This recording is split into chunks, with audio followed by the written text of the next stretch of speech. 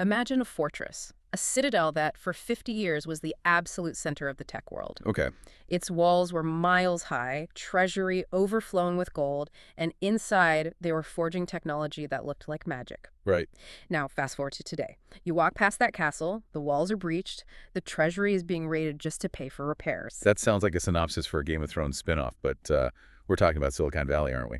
We are. Specifically, we're talking about Intel. I mean, this is the company that defined the PC era, the silicon in Silicon Valley. And now it is fighting for its literal survival. It's this incredible story of, lost dominance, massive bets, and a stock chart that looks like a heart monitor. It really is the most fascinating corporate drama of the last decade. It has everything hubris, a spectacular fall, and maybe a redemption arc.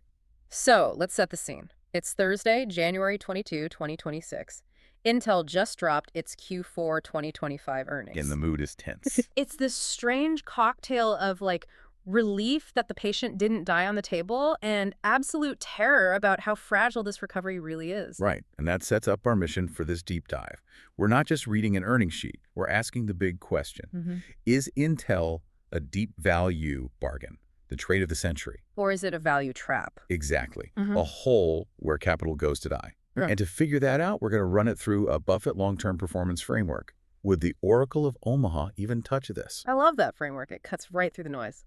Okay, before we get into the crime scene of Intel's balance sheet, a quick resource for you listening. If you want to keep a pulse on the broader market temperature, the whole ecosystem, you should search and download the iOS app Buffett Indicator from the Apple App Store. It's a fantastic tool for context. And for our international listeners, I should mention there's a Mandarin version available too. Oh, that's great. So if you want those daily alerts in your native language, go check it out. Absolutely. Now we have to do the legal bit. What's the warning label? The standard disclaimer. All analysis is based on publicly available sources and may be subject to revisions. This is for educational purposes only. It's not investment advice. Always do your own due diligence. Always. And if you want to listen to our full deep dive about this topic or access more advanced contents, you're welcome to join the Deep Value Club memberships or subscribe to us on Apple, Spotify, Podcasts channel, Deep Value Investing, and luluvc.com. Okay, let's do this. All right, disclaimer done. Let's get into it. Section 1, the scene of the crime. Walk me through this Q4 snapshot. So on the surface, the numbers look, okay, stabilized maybe. Revenue was $13.7 billion. Which is down, right? It's down 4% year over year. But they did beat analyst estimates. But when you peel back the onion, the bottom line is still ugly. A GAAP net loss of $591 million. Wow, almost $600 million gone in 3 months. But to play devil's advocate, isn't that better than 2024? It is, but that is an incredibly low bar. It just shows how disastrous 2024 was. But here's the real contradiction in this report that I just can't wrap my head around. We're in the middle of the biggest AI hardware boom in history. Demand for data center compute is insatiable. Yet Intel lost money. How is that even possible? If everyone's buying chips, why isn't Intel selling them? That's the irony. They couldn't make enough of them. The CFO, David Zinsner, basically admitted they struggled to satisfy demand. Wait, so you have people with open checkbooks ready to buy server chips, and Intel says, sorry, our factory is too slow. That's pretty much it. It's a packaging complexity problem. And they expect these shortages to peak right now in Q1 2026. That feels like the ultimate operational failure. You spend decades building these fabs, and when the tidal wave of demand finally hits, your bucket has a hole in it. It really does. But to appreciate today, we have to rewind to what I call the year of the collapse, 2024. Unpack that. How bad was it, really? It was staggering. For the full year 2024, Intel posted a net loss of $18.8 billion. $18.8 billion. Just let that number sit for a second. Almost $19 billion of value just vaporized. That's bigger than the GDP of some countries. And the metric that scares me even more is gross margin.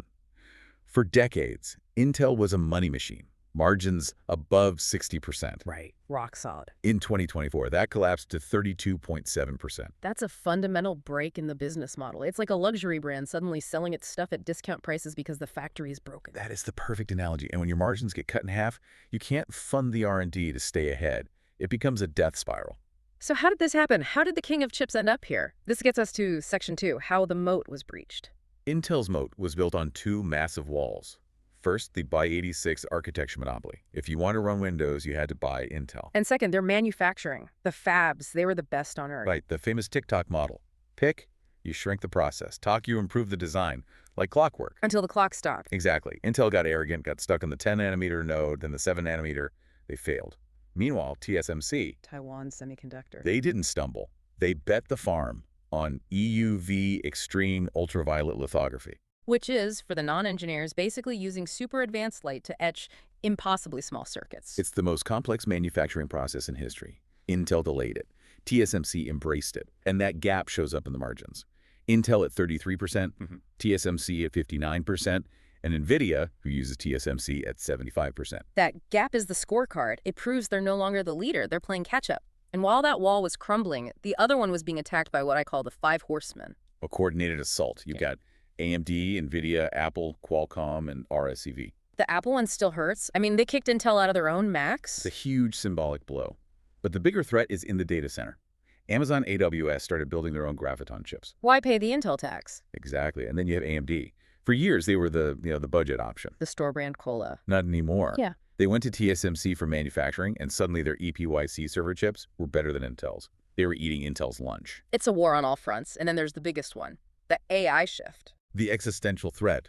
The world moved from being CPU-centric Intel's world to GPU-centric, which is NVIDIA's domain. It's all about the software, right? NVIDIA has CDO. CUBA is a fortress. It's a software moat that's 15 years deep. Intel is trying to storm a castle that's already fully fortified. Okay, so the walls are breached. The enemy is inside. What does the king do? He bets the entire kingdom. Section 3, the bet the company strategy, IDM 2.0. IDM 2.0, Integrated Device Manufacturer version 2. This was Pat Gelsinger's plan. And it was bold.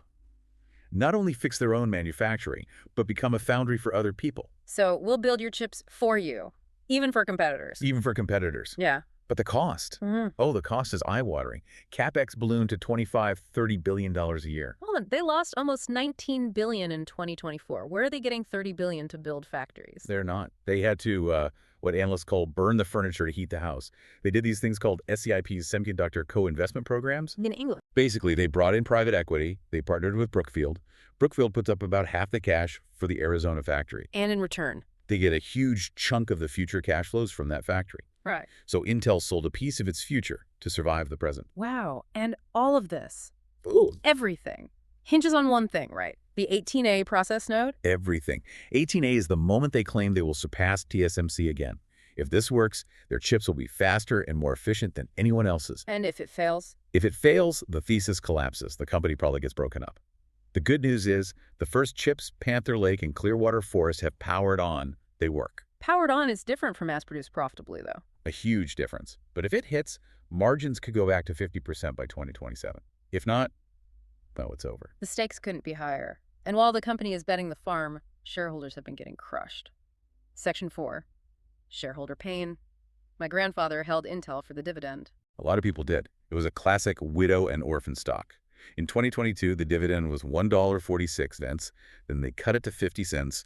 And by late 2024, it was gone, suspended. They had to, right? You can't be paying dividends while borrowing money to build fabs. It was the rational move, but it killed the stock as an income asset.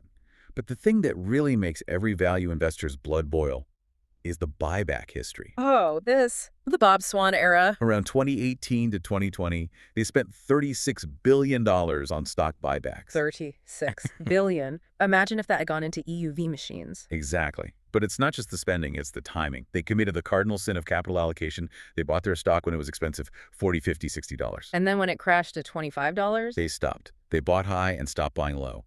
It's the literal opposite of what you should do. And it gets worse. In 2025, they actually diluted shareholders by issuing new stock. It's just, it's value destruction on a massive scale. Painful. And the cash flow. Completely inverted. From positive $21 billion in 2020 to burning almost $17 billion in 2024. All that stress, it has to crack an organization. Section 5, leadership, culture, and the toxic workplace. Well, it hasn't been stable. A CEO carousel, 5 CEOs in 10 years. Pat Gelsinger, the savior, was ousted in late 2024. And now we have Lip Bhutan. This is significant. He's the first true outsider. He's not an Intel lifer. He ran Cadence, where the stock went up 3,200%. He brings an investor's mindset. But culture he's inheriting, I've read the reports. It sounds awful. It's bad. I mean, when you're trying to cut $10 billion in costs, you break the social contract. There were reports of them cutting free coffee. Cutting the coffee in an engineering firm. That saves you pennies and costs you dollars in morale. It sounds small, but it tells your best engineers we don't value you. Right when you need them working around the clock on 18A, add in mass layoffs. You have a workforce that is demoralized and scared. So, battered company, new CEO, demoralized workforce, and a Hail Mary technology. The big question, is it a buy? Section 6, the verdict. Let's run the Buffett framework. Okay. First, understanding the business. Pass, we get it. Second, the moat. Fail, it's currently breached. Third, management. Mixed. Pan is promising, but the history is terrible. And fourth, the big one, margin of safety. Let's talk numbers. Valuation. Okay, so back in 2022, 2023, the stock was around $25. At that price, it was deep value. NVIDIA bought their stake at around $23 a share. Jensen Huang, the man is a genius. He bought at the absolute bottom. He did. But here we are, January 2026. The price is around $54. It's doubled from the lows. So is there any margin of safety left at $54? I ran a DCF. Discounted cash flow. Scenario 1, no growth. Intel just stabilizes. The value is about $17 a share. 17. Scenario 2, conservative growth, say 2% year. Yeah. The value is about $22.50. Hey, stop there. The stock is at $54. Your conservative model says it's worth less than half that. What if the miracle happens? Scenario 3, moderate growth, 5% a year, successful 18A. The value comes out to about $37 a share. Wait, even with a successful turnaround, it's worth $37, and the market is paying $54. Exactly. At $54, the market is pricing in a massive recovery. High single-digit growth for a decade, perfect execution. The margin of safety is completely gone. There's a margin of danger. So you're not buying a bargain. You're paying today for a turnaround that hasn't happened yet. Precisely. This looks less like a Buffett compounder and more like what Ben Graham called a cigar butt. A cigar butt. A cheap, discarded stock that has one last puff of value left in it. You pick it up for free, get that one puff, and throw it away. The problem is at $54, this is a very expensive cigar butt. A sobering verdict. So let's wrap this. What's the final takeaway? The takeaway is that Intel is a massive construction project disguised as a stock. The only thing that matters is 18A. If they pull it off, they survive. If not, the breakup value is probably lower than where we are today. High risk, no margin of safety. Before we sign off, leave us with one final provocative thought. Here it is. Let's assume Intel succeeds. Yeah. 18A is perfect, yields are high, they build the best factories in the world, but the world is moving towards specialized AI chips, ARM processors. My question is, will Intel have built the world's best factories to build chips that fewer and fewer people actually want? Are they building the best typewriter factory in the age of the computer? That's the question. Oof. That is the ultimate danger. Okay, listeners, that's it for this deep dive. A reminder to check the disclaimer in the show notes and download the Buffett Indicator app, Mandarin version available too. And subscribe to the Deep Value Club for more.